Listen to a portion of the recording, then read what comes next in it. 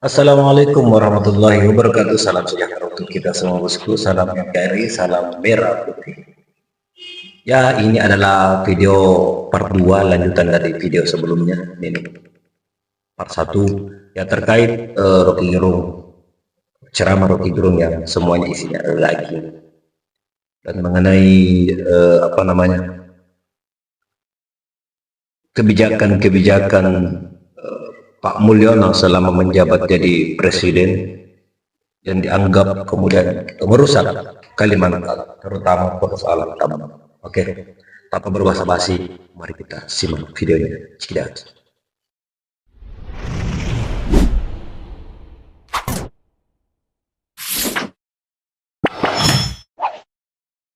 Kita lihat keterangan-keterangan riset hari-hari ini. Tidak mungkin ada 8% kalau tidak masuk lagi bantuan asing. Tidak mungkin menstabilkan rupiah yang sekarang udah bergerak antara 17, 18 bisa 20 ribu per dolar. Kalau tidak ada utang baru dalam bentuk dolar. Sementara kabinet nggak mau berurusan dengan dolar, dia mau pergi pada BRICS tuh. Yang dolarnya nggak ada. Jadi coba kita lihat sebetulnya aspek-aspek ini yang secara fundamental mesti kita hitung dari awal tuh. Kita tahu bahwa kita bisa rusak lingkungan, nggak ada soal.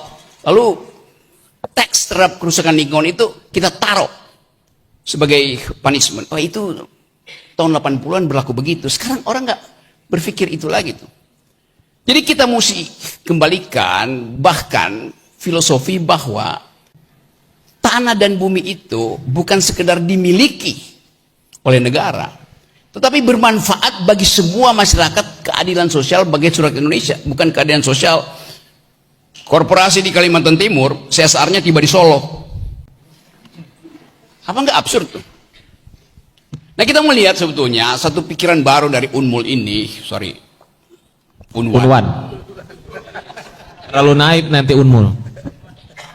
Untuk mulai berpikir konsep tentang keadilan ekologis, keadilan bumi, bukan lagi keadilan yang dipaksakan hanya untuk memastikan bahwa infrastruktur mesti jalan.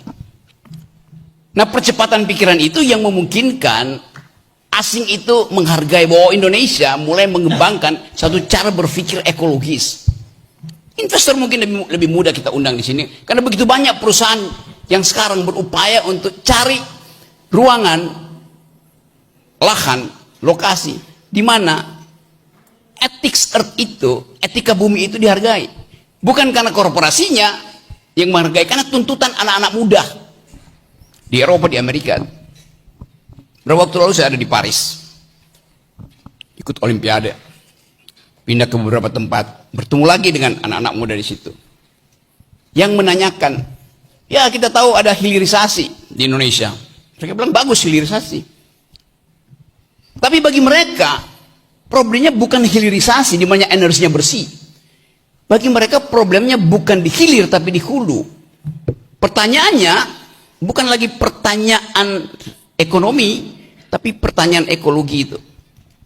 Dia bertanya misalnya, oke, hilirnya bersih, ada smelter. Bagaimana memperoleh hak untuk mengelola sumber daya ekstraksi di hulu? Begitu saya bercerita, mereka bilang, iya, kami juga tahu. Bersih secara ekologi di hilir, kotor secara politik di hulu. Karena soal-soal tadi. Monopoli, hanya 4 pemain, nikel. Jadi mereka bisa dalilkan bahwa mereka akan kampanye untuk menghentikan konsumsi yang berbasis pada energi dari Indonesia yang bersih di hilir tapi kotor di hulu. Dia lobby partai hijau, dia lobby partai buruh. Dan di situ mulai ada etika baru bahwa perusahaan yang do not speak environmental ethics itu akan di-ban oleh anak-anak muda itu. Dia nggak akan pakai produknya. Kopi dari Gayo misalnya tuh. Saya tanya pada lagi ngopi di Budapest, di Hongaria, anak muda juga datang. Saya bilang, saya punya kopi dibandingkan dengan kopi kalian tuh. Iya, kami tahu. Kopi Gayo. Oke, kopi Gayo. Dia tanya, kopi gayo yang dibanggakan Indonesia itu ditanam di bukit nomor berapa di Aceh? Bayangin coba. Dia pakai satelit buat lihat bukit itu. Dia bilang, oh bagus.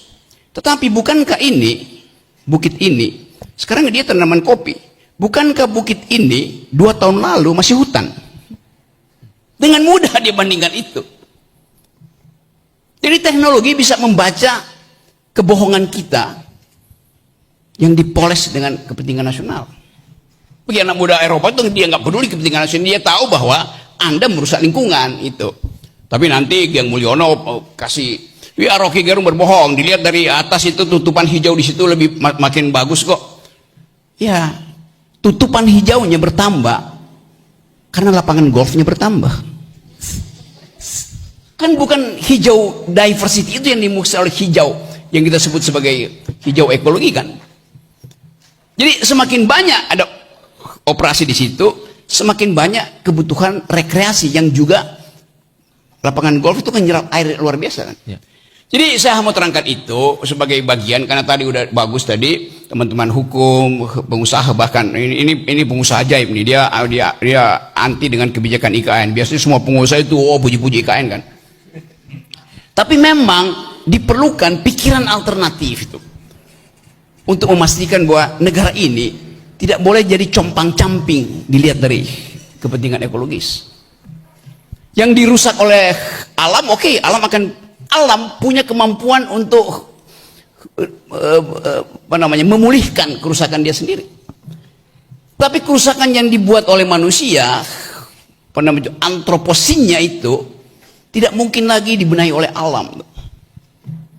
Nah bagian itu yang jarang dibicarakan karena orang tutup mata dengan soal itu. Jadi saya kira Unmul bisa mulai memastikan bahwa ada semacam kuliah etika lingkungan yang didasarkan pada prinsip only one earth, hanya satu bumi, itu dasarnya.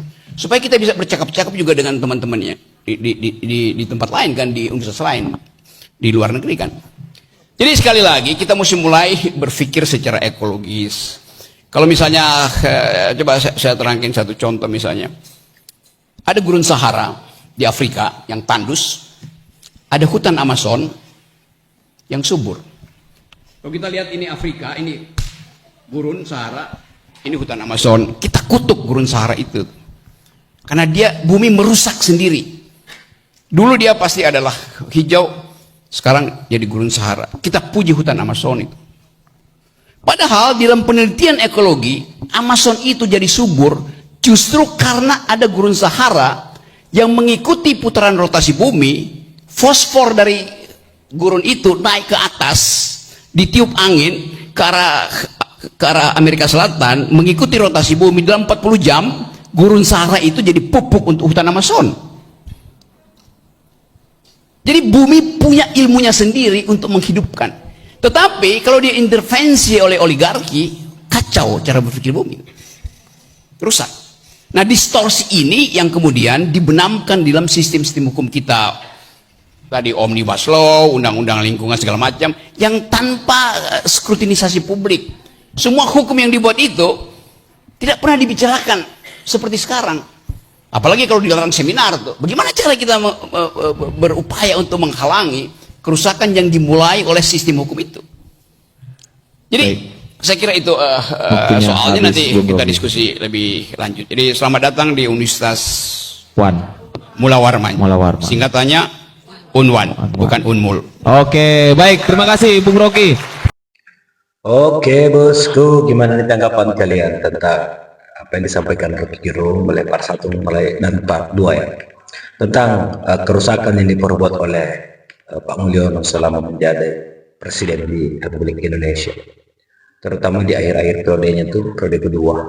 Kemudian membangun IKN tentunya yang sampai sekarang tidak memiliki kejelasan apakah ibu kota ini jadi pindah atau tidak. Saya juga sampai sekarang masih bingung ketika ditanya nama ibu kota Indonesia sekarang apa. Coba cantumkan di kolom komentar. Oke bosku, sampai jumpa di video selanjutnya. Assalamualaikum warahmatullahi wabarakatuh.